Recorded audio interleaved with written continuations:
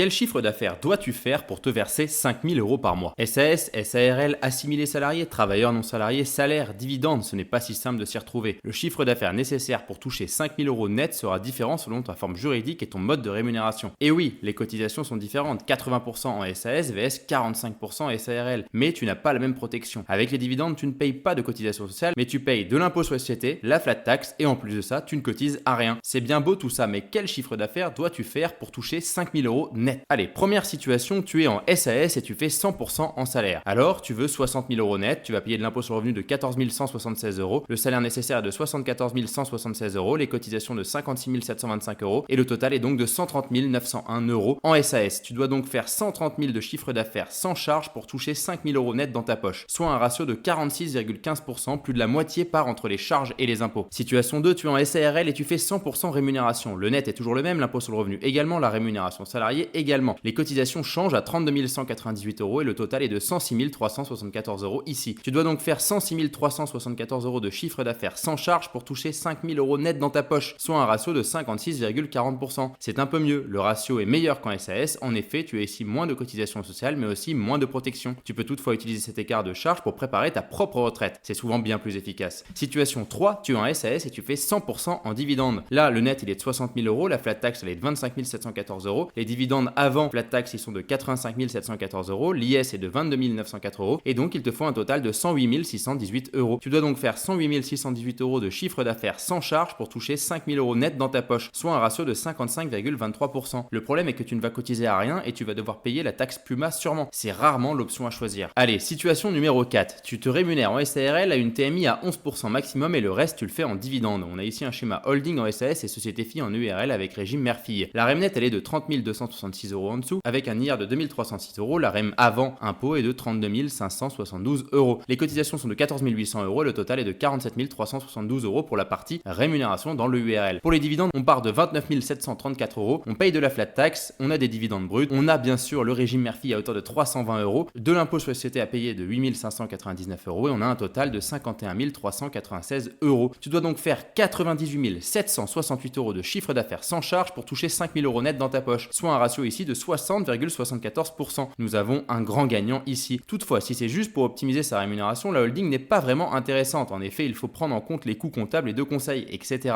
La holding est faite pour investir, investir et encore investir. Et si tu souhaites en savoir plus, abonne-toi et va écouter notre chaîne L'Art de la Gestion Patrimoniale sur YouTube, Spotify ou Apple Podcast.